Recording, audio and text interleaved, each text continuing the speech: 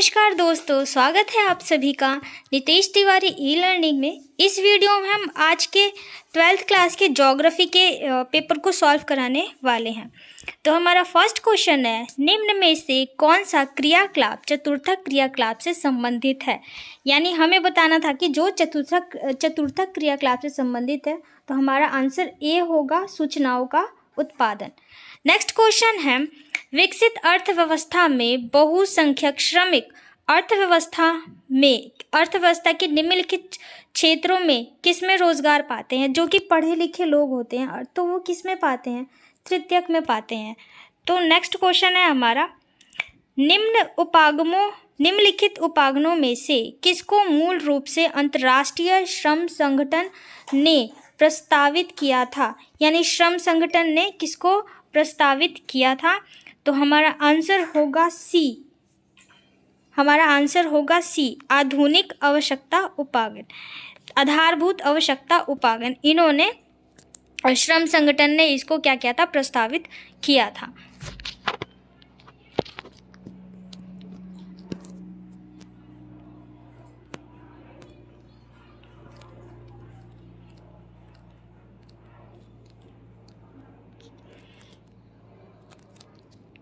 हमारा तीसरा प्रश्न है, निम्नलिखित उपागमों में से किसको मूल रूप से अंतर्राष्ट्रीय श्रम संगठन ने प्रस्तावित किया था। यानी किसने प्रस्तावित किया था। तो हमारा आंसर होगा सी, आंसर होगा आधारभूत आवश्यकता उपागम।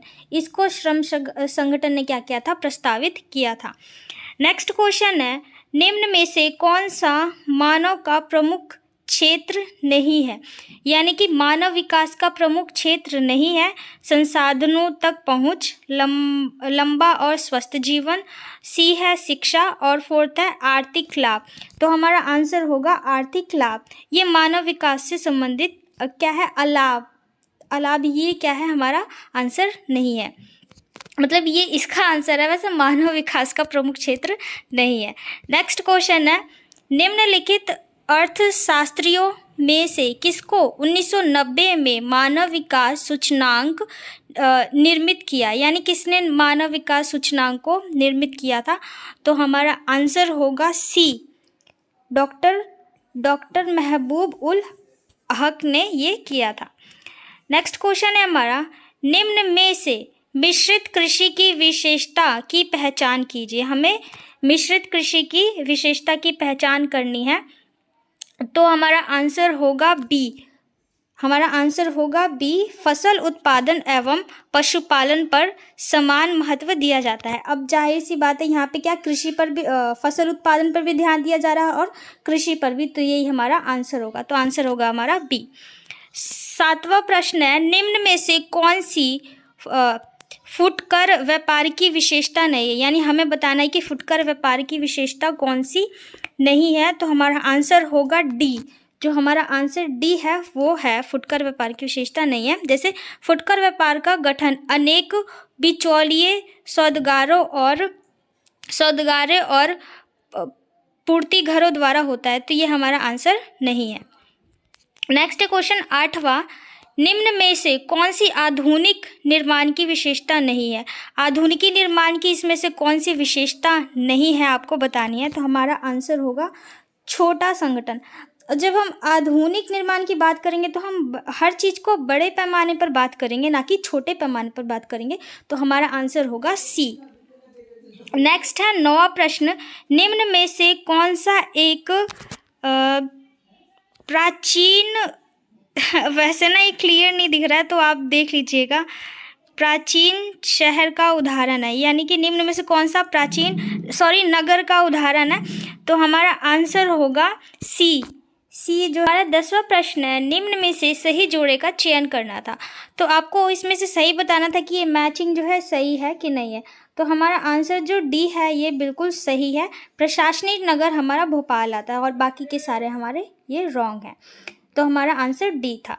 नेक्स्ट 11वां प्रश्न है, निम्नलिखित आयोगों में से, ये समझ में नहीं आ रहा है, आप देख लीजिएगा, मुझे आयोगों ही समझ में आ रहा है। निम्नलिखित आयोगों में से किस में जोना आयोग का स्थान लिया।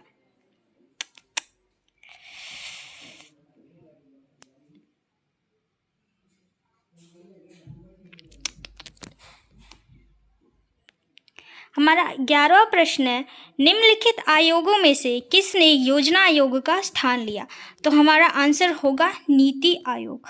जो नीति आयोग है उसने इसका स्थान लिया था, योजना आयोग का। नेक्स्ट क्वेश्चन है 12वां हमारा, इंदिरा गांधी नहर के संदर्भ में निम्नलिखित में से कौन सा कथन सही नहीं है? यानी जो कथन सही नहीं है वो आपको बताना था। तो हमारा आंसर होगा डी, इस नहर में राजस्थान सबसे कम प्रभावित हुआ था। तो ये हमारा आंसर होगा, ये कथन सही नहीं है। 13वां प्रश्न है हमारा, ये मुझे ये समझ में नहीं आ रहा, बस मैं आपको आंसर इसका बता देती हूँ। तो इसका आंसर होगा बी, इस क्षेत्र में गद्दी जनजातीय रहा करती थी। आप देख लीजिए, क्योंकि ये पेपर थोड़ा क्लियर नहीं है इसलिए थोड़ी प्रॉब्लम हो रही है। 14 हमारा क्वेश्चन है, निम्न में से कौन सा एक ध्वनि प्रदूषण उत्पन्न करने वाला महत्वपूर्ण कारक नहीं है? जो ध्वनि उत्पन्न नहीं करता, महत्वपूर्ण कारक नहीं है। जैसे कि मशीन करता है, मशीन निर्माण करता है, मोटर वाहक भी करता है, और ये ये भी समझ में नहीं आ रहा, लेकिन हमारा आंसर होगा डी। जो हमारा आंसर डी है वो सही है। विपिन बहुसमुद्रीय इस ये क्लियर नहीं है 15 क्वेश्चन, तो मैं आपको बस इसका आंसर बता देती हूँ। इसका आंसर है हमारा बी, जो आंसर होगा बी, भूमि का निम्नीकरण। ये जो जनजातीय समुदाय लोगों के गरीबी के कारण नष्ट क्यों हो जाते हैं, तो इसका विकल्प हमने चुन के लिखना था, भूमि निम्नी के कारण जो भी ये नष्ट हो जाता है। हमारा 16वां प्रश्न है, लोगों ने किस प्रकार चारागाह भूमियों के विकास की व्यवस्था की? सही विकल्प का चयन कीजिए। यानी जो लोग थे उन्होंने किस प्रकार से चारागाह भूमि को विकसित किया था? तो हमारा आंसर होगा, जो आंसर होगा हमारा सी होगा। चारागाह साझा संपदा साधन थे, और उन्होंने फिर उसको क्या किया, फलतः उन्होंने इसका विकास किया। जो चारागाह है वो क्या है, वो सभी के लिए यानी साझा संपदा है। तो इस प्रकार उन्होंने मिलकर चारागाह भूमि का विकास किया। नेक्स्ट हमारा 17वां प्रश्न है, अपने निजी प्रवासों का साझा संपदा संसाधनों में किस प्रकार पुनर्जीवित किया है? सही विकल्प चुनकर लिख दिए। यानी जो लोग हैं उन्होंने निजी जो उनके प्रवास थे उनमें से साझा कैसे किया है? लोगों ने अपने निजी प्रवासों से साझा संपदा संसाधनों को किस प्रकार पुनर्जीवित किया है ना, तो ये आपको बताना था। तो पहला है, साझा भूमि को भूमि कृषि के अंतर्गत लाया गया, नहीं ये गलत है। सेकंड है, साझा संपदा संसाधनों पर चराई की खुली छूट, ये भी गलत है। उन्होंने क्या किया, वृक्षारोपण कार्य नहीं चलाए, ये भी गलत है। उन्होंने जल संसाधनों को विकसित किया, ये सही है कि उन्होंने क्या किया था, जल संसाधनों को क्या किया, विकसित किया था। नेक्स्ट हमारा ये 18वां प्रश्न है, इसमें आपको ये क्या करना है, ये चित्र आपको दे के फिर इसको आंसर आपको करना था। तो सबसे सघन जनसंख्या वाले देश का नाम आपको बताना था, जो जिसकी जनसंख्या सबसे अधिक है।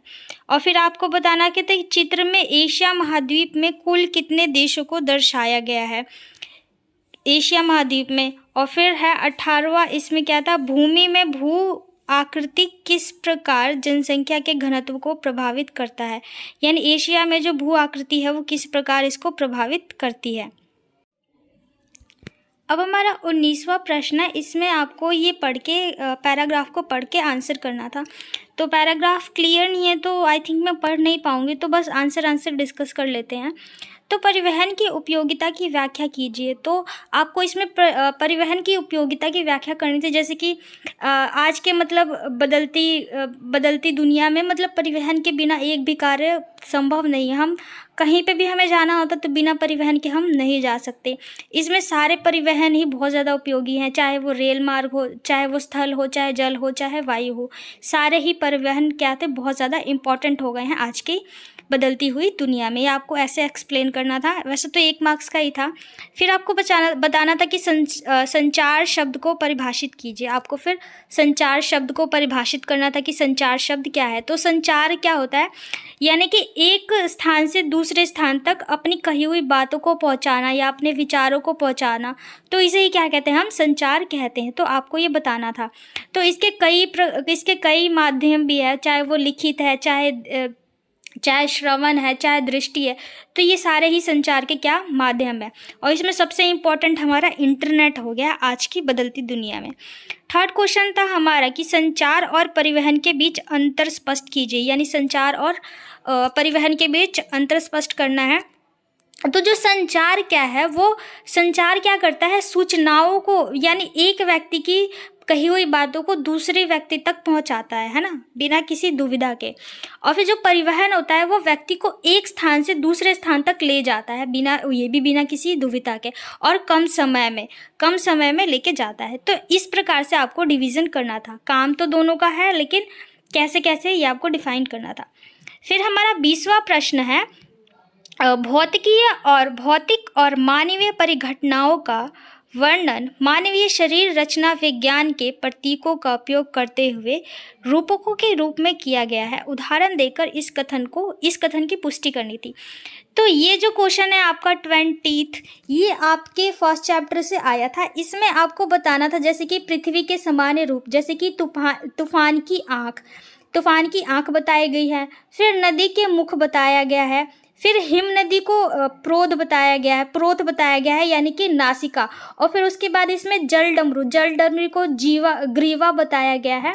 और मृदा को आपके यहाँ पे बताया गया है परिच्छेदिका बताया गया है। तो इस प्रकार से जो मानव परिघटना है, उसका जो मानव शरीर है उसका प्रतीकों के रूप में चिन्हित किया गया। ये आपके फर्स्ट चैप्टर में था। तो इसमें ही आपको बताना था तूफान की आँख, नदी का मुख और हिम नदी का नासिका और ग्रीवा। इस प्रकार से आपको आंसर फ्रेम करना था इसका 3 मार्क्स में। तो ये तीनों चारों चीज़ें बता देनी थी आपको। 21वां प्रश्न है हमारा, 21वां प्रश्न है, शोध एवं विकासमान युक्तियों के द्वारा प्रौद्योगिकी नवाचार आधुनिक विनिर्माण के महत्वपूर्ण पहलू हैं। इस कथन को विश्लेषण कीजिए, यानी इसको हमें विश्लेषण करना था इसका, तो इसका विश्लेषण आप इस प्रकार से कर सकते थे कि आप देख सकते हैं कि जो प्रौद्योगिकी नवाचार है, शोध वह विकासमान युक्तियों के द्वारा विनिर्माण की गुणवत्ता को नियंत्रण करने में महत्वपूर्ण है। जो कि विनिर्माण के जो प्रौद्योगिकी नवाचार है, आप देखते हैं कि ऐसी कई सारी टेक्नोलॉजी विकसित हो गई हैं आज की बदलती दुनिया में, जिसके द्वारा जो पहले कार्य संभव नहीं था आज कार्य संभव हो गया है। इसका प्रमुख उदाहरण है हमारा फ़ोन के द्वारा हम कई चीज़ें एक जगह बैठे ही कर सकते हैं प्रौद्योगिकी नवाचार के द्वारा।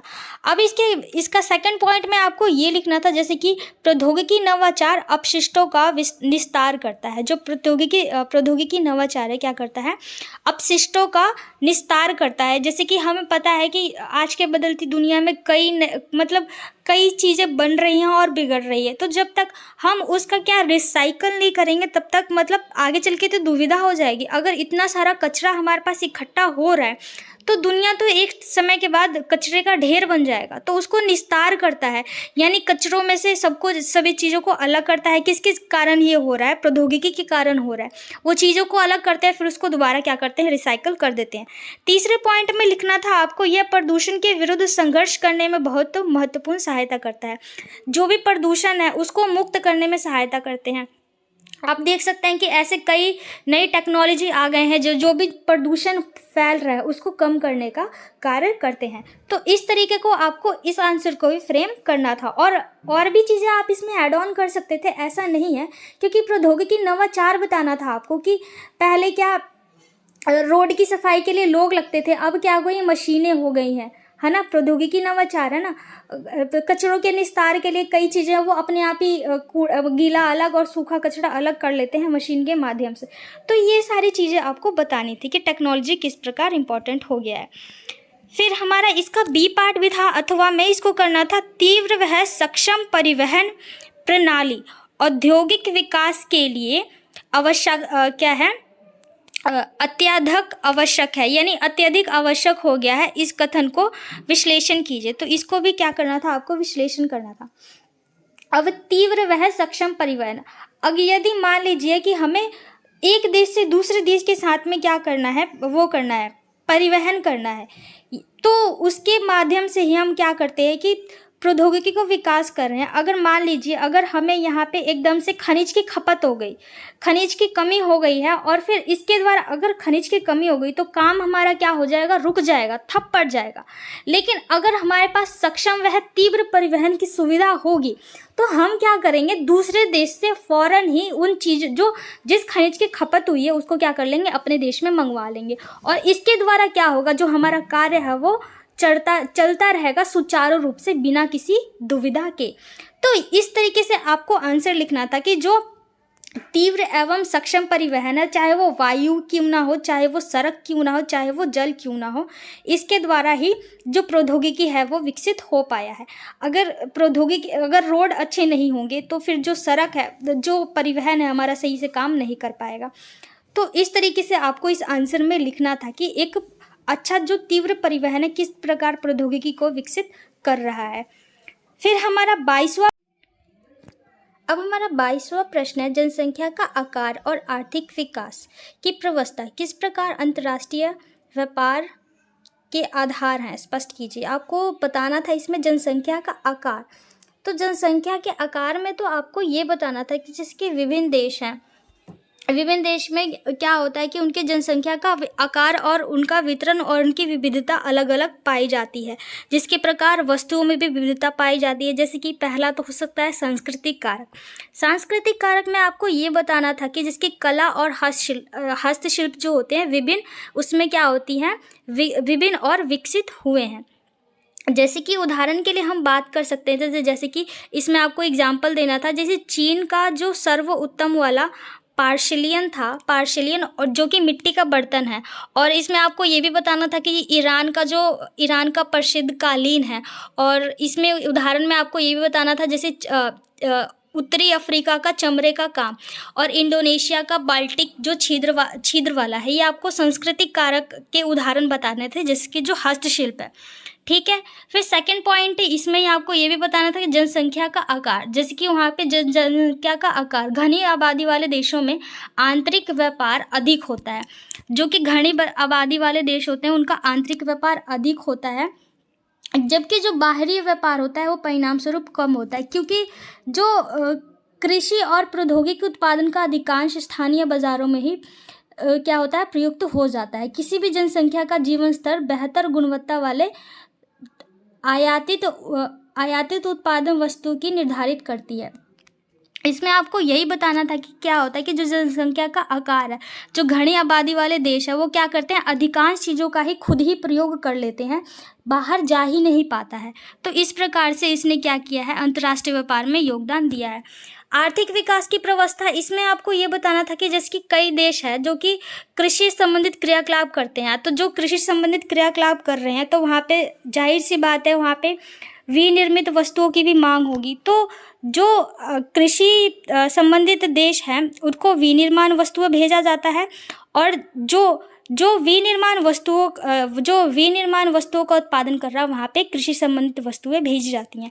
तो इस प्रकार से क्या हुआ है, अंतर्राष्ट्रीय व्यापार में क्या हो गई है, इसका आधार बना है। इस कारण से जैसे कि कृषि संबंधित देशों में वहाँ पे क्या करते हैं, जैसे कि मशीनरी हो गई, विनिर्माण उत्पादन हो गए, खनन हो गए, और जैसे कि और जो विनिर्मित वस्तु वाले देश थे वो क्या करते हैं, खनिज और कच्चे माल क्या करते हैं, अपने देश में आयात कराया करते हैं। तो इस प्रकार से इसको आंसर को आपको करना था। दूसरा प्रश्न है, भारत में कृषि क्षेत्र में जल की मांग सिंचाई के लिए बहुत अधिक है, इस कथन को न्याय संगत ठहराइए।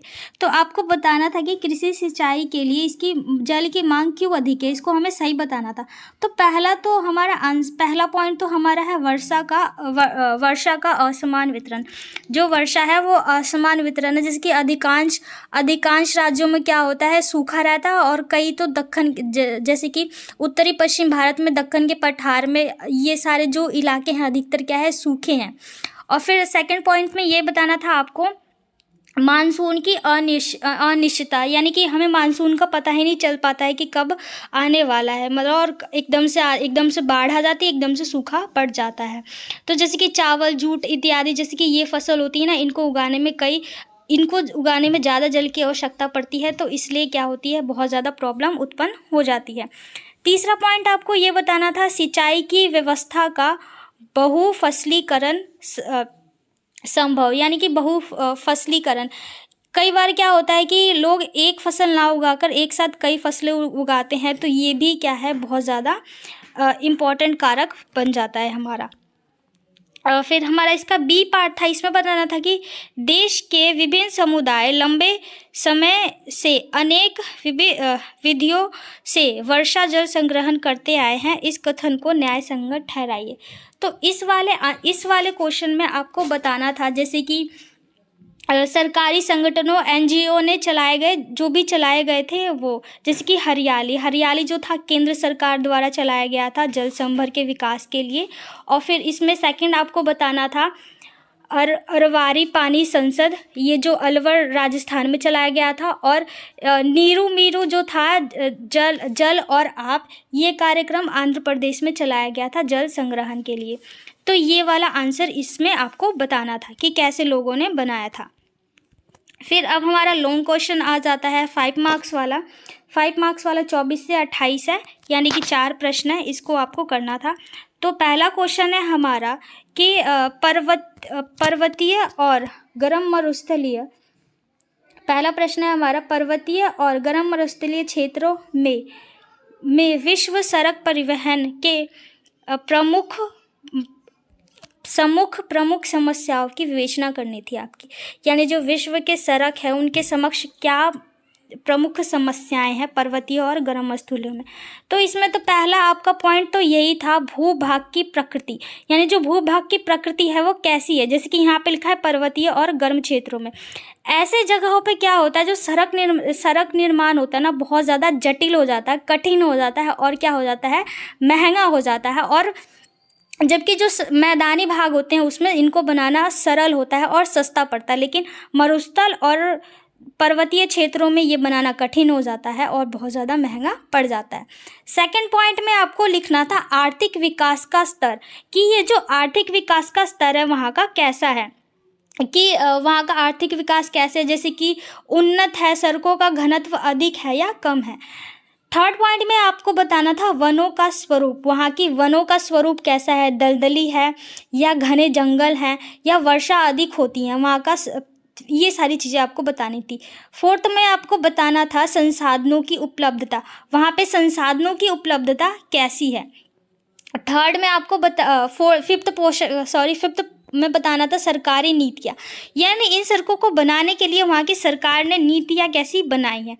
तो इस प्रकार की समस्याएं उत्पन्न होती हैं विश्व को सड़क बनाने में, ठीक है। यानी भूभाग की प्रकृति कैसी है, आर्थिक विकास का स्तर कैसा है, वनों का स्वरूप, संसाधनों की उपलब्धता, सरकारी नीतियाँ, ये सारे आपको पॉइंट यहाँ पे मेंशन करने थे, 5 पॉइंट। नेक्स्ट है हमारा विश्व में रेल परिवहन के प्रमुख लाभों की विवेचना करनी थी। इसमें आपको बताना था कि विश्व में रेल परिवहन की क्या इम्पोर्टेंस है। तो इसमें आपको रेल परिवहन बताना था। तो जो रेल परिवहन है हमारा, रेल लंबी दूरी तक स्थूल वस्तुओं और यात्रियों को स्थल परिवहन की विधा है। जो रेल परिवहन है क्या करता है,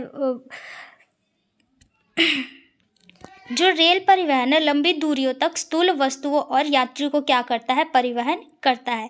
इसमें आपको बताना था कि रेल लाइनों की चौड़ाई, इसमें रेल लाइनों की चौड़ाई भी बतानी थी, जो होती है गेज, प्रत्येक देश में भिन्न होती है। जो गेज होती है ना वो प्रत्येक देश में भिन्न होती है, जैसे कि मानक मीटर लाइन और 1 मीटर और छोटी लाइन में विभाजित किया जाता है। जो मानक होते हैं लाइनों का प्रयोग ब्रिटेन में किया जाता है, जो मानक लाइन होती है उनका ब्रिटेन में प्रयोग होता है। और ऐसा है कि ब्रिटेन संयुक्त राज्य अमेरिका और जापान और भारत जैसे दैनिक जिनके शहरों में क्या होता है, दैनिक आवागमन में क्या होता है, रेल का अत्यधिक प्रयोग किया जाता है और ये बहुत ज़्यादा लोकप्रिय हैं। तो इस प्रकार से आपको बताना था आंसर में।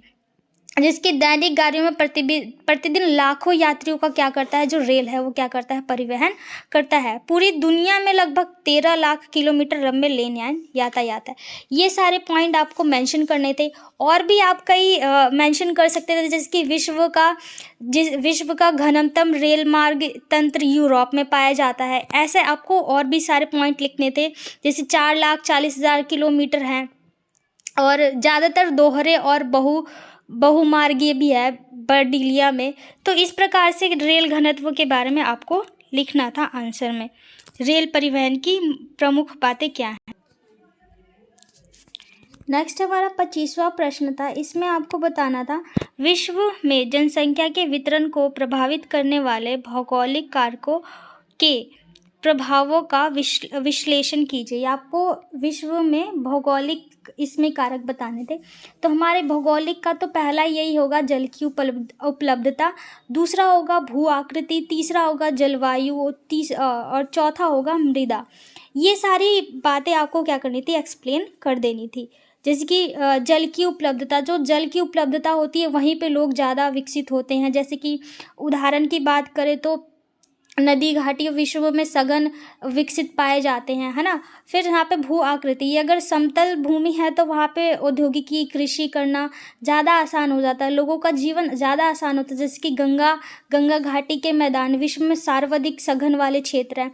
तीसरा जलवायु, वहाँ की जलवायु कैसी है, यानी कि ज़्यादा सर्दी तो नहीं है, ज़्यादा गर्म तो नहीं है, मतलब मीडियम, सबको जैसे गुनगुना, जैसे कि भारत में पाया जाता है उत्तरी इलाकों में। इस तरीके का सबको जलवायु पसंद आता है। जिसकी भूमध्य सागरीय प्रदेशों में, है ना, सुखद जलवायु है इस प्रकार। और फिर जैसे मृदाएं, वहाँ की मृदाओं कैसी है, जैसे कि जलोढ़ मृदा होगी, उपजाऊ मृदा होगी, तो वहाँ पे क्या होंगे, लोग ज़्यादा विकसित होंगे। तो इस प्रकार से आपको इस आंसर को फ्रेम करना था और एक्सप्लेन करना था। फिर इसमें बी पार्ट है। बी पार्ट में इसमें पूछा है, विश्व में जनसंख्या के वितरण को प्रभावित करने वाले आर्थिक और सामाजिक कारक। इसमें आपको आर्थिक और सामाजिक बताना है। तो आर्थिक में तो आपको बताना था कि खनिज, यानी कि खनिज पे किस प्रकार से वहाँ पे प्रभावित करते हैं। और फिर नगरीय जीवन, खनिज में तो ये बताना था कि आपको जहाँ पे कुशल एवं अर्धकुशल कर्मी दोनों ही अपना रोजगार क्या कर सकते हैं, पा सकते हैं आसानी से। जैसे कि उदाहरण में आपको बताना था कि अफ्रीका की कंटा जम्बाबिया तांबा पेटी इसका मुख्य उदाहरण है ना। आपको बताना था कि यहाँ पे जो लोग हैं आसानी से उनको क्या मिल जाता है, रोजगार मिल जाता है। नगरीय, जहाँ पे नगर विकसित होगा, लोग वहाँ पे जाकर रहना पसंद करेंगे, जहाँ पे नगर होंगे, अच्छे स्वास्थ्य सुविधाएं होंगी, चिकित्सा होगी, परिवहन होगा, संचार के अच्छे साधन होंगे। तो जो लोगों को एक तरीके से अट्रैक्ट करती है, आकर्षित करती है। तो आर्थिक में तो आपको ये लिखना था। समाज और औद्योगिकी भी आएगा, औद्योगिकी होगी तो लोगों के पास क्या होगा, रोजगार होगा, जहाँ पे परिवहन होगा, दुकानदारी होगी, बैंकिंग होगी, डॉक्टर हो गया, अध्यापक होगा। तो ये सारी की सारी बातें आपको लिखनी थी औद्योगिकीकरण में जो भी आती है, यानी रोजगार की उपलब्धता होगी। जैसे कि उदाहरण में आप बता सकते थे, जापान का कोबे ओसाका प्रदेश है, जो कि औद्योगिक उपस्थिति के कारण ही सघन बसा हुआ है, ये आपको बता देना था। फिर आपका सामाजिक बताना था। सामाजिक में क्या आ जाता है, जनसंख्या सामाजिक में आपको बता देना था कि जहाँ की सामाजिक स्थिति अच्छी हो, जहाँ पे लोग एक दूसरे से भेदभाव ना करें, जो धर्म और जैसे कि धार्मिक और सांस्कृतिक कारक बिल्कुल मिलते जुलते हो, एक दूसरे से वो क्लैश ना करें, है ना, सभी लोग मिलजुल कर रहें। तो सामाजिक में तो ये बताना था। समाज का मतलब सामाजिक, यहाँ पे जहाँ पे लोग एक दूसरे से मिल के रहें। तो ये बातें आपको यहाँ पे बतानी थी। नेक्स्ट क्वेश्चन है हमारा 26वां। इसमें बताना है कि भारत में जनसंख्या का असमान स्थानीय वितरण देश की जनसंख्या और सामाजिक, आर्थिक तथा भौगोलिक कारकों के बीच घनिष्ठ संबंध क्या करते हैं, प्रकट करते हैं। कथन की विवेचना कीजिए। ये आंसर मतलब कुल मिला के आपको ये बताना था कि जनसंख्या और सामाजिक, आर्थिक और भौगोलिक, यानी सामाजिक, आर्थिक और भौगोलिक स्थिति तीनों ही आपको एक्सप्लेन करना था इसमें। कि जैसे कि सामाजिक स्थिति, जैसे कि अभी मैंने बताया कि जहाँ पे किसी के साथ भेदभाव ना किया जाता हो, सभी लोग एक दूसरे से मिलजुल के रहते हो बिना किसी भेदभाव के, तो वहाँ पे क्या होगा, जनसंख्या क्या होगा, ज़्यादा पाई जाएगी। तीसरा पॉइंट हम कह सकते हैं कि आर्थिक विकास, जहाँ पे लोगों के पास रोजगार हो, जहाँ पे औद्योगिकीकरण विकसित हुआ हो, जहाँ पे खनिज हो, नगरीय हो, चिकित्सा सुविधा हो, मतलब पुलिस हो, मतलब सुरक्षा साधन हो, तो लोग वहाँ पे ज़्यादा रहना ज़्यादा पसंद करेंगे। भौतिक कारक में वही आपको बताना होगा कि भौतिक या भौगोलिक बात सेम ही है, क्योंकि दोनों ही जहाँ पे जल की उपलब्धता होगी, मतलब भूमि की आकृति अच्छी होगी, जलवायु अच्छा होगा, मृदा अच्छी होगी, तो लोग भौगोलिक कारक देखेंगे ना कि भाई, तो लोग भौगोलिक कारक देखेंगे कि जहाँ पे भौगोलिक स्थिति अच्छी होगी लोग वहीं पे जाकर रहना पसंद करेंगे। तो इस तरीके से आपको आंसर फ्रेम करना था कि पहले आपको बताना था कि वहाँ की सामाजिक स्थिति कैसी है, यानी कि लोगों के साथ भेदभाव नहीं होता तो लोग वहाँ रहना पसंद करते हैं। दूसरा, आर्थिक स्थिति अच्छी होती है, वहाँ पे रोजगार की उपलब्धता होगी। भौगोलिक में आपको बताना था कि वहाँ की भौगोलिक स्थिति अच्छी होगी, तो भौगोलिक में आपको सारा बताना था। तो इस तरीके से कुल मिला के आपको सारी बातें यहाँ पे एक्सप्लेन करनी है। अब हमारा नेक्स्ट है 27वां क्वेश्चन। 27वां क्वेश्चन, इसमें आपको बताना है अंतर्राष्ट्रीय व्यापार को बढ़ावा देने में वायु परिवहन की क्या है, प्रमुख भूमिका है। जो वायु परिवहन है उसकी प्रमुख भूमिका है। तो जो वायु परिवहन है उसकी किस प्रकार से भूमिका है अंतर्राष्ट्रीय व्यापार में, ये आपको बताना था। तो पहला पॉइंट तो हमारा यही होगा कि जो वायु परिवहन है वो क्या करता है, जो बहुमूल्य वस्तुएं होती हैं उनका वहन करता है, और मतलब एक स्थान से दूसरे स्थान तक जाने में इसको ज़्यादा समय नहीं लगता, मतलब बहुत ही क्या बोलते हैं, तीव्र माध्यम है परिवहन का। जो परिवहन के तीव्र संसाधनों में सबसे तेज वायु परिवहन है। जो परिवहन का माध्यम है सबसे, चाहे वो स्थल हो, चाहे जल हो, चाहे वायु हो, यानी जो वायु है सबसे ज़्यादा तीव्र है, तो इसलिए ज़्यादा इम्पॉर्टेंट है अंतर्राष्ट्रीय व्यापार में। दूसरा पॉइंट आप ये कर सकते हैं, वायु परिवहन बहुत ज़्यादा महंगा परिवहन है। तो क्या है कि वायु परिवहन बहुत ज़्यादा महंगा है, इसलिए इसका प्रयोग केवल मतलब अच्छे काम के लिए किया जाता है, जैसे कि बहुमूल्य काम के लिए किया जाएगा ना, तो छोटे मोटे कामों के लिए थोड़ी ना किया जाएगा। फिर तीसरा आप ये कह सकते हैं कि तीव्रगामी होने की वजह से क्या होता है, लंबी दूरी की यात्रा कम समय में तय हो जाती है। ठीक है, फिर आपको फोर्थ पॉइंट में ये बता देना था, इसके द्वारा बहुमूल्य एवं हल्के वस्तुओं का आयात एवं निर्यात करना क्या हो जाता है, संभव हो जाता है। यानी जो हल्के होते हैं, जिनको एक स्थान से दूसरे स्थान तक ले जाना आसान होता है, इसके लिए बहुत ज़्यादा इम्पोर्टेंट हो जाता है।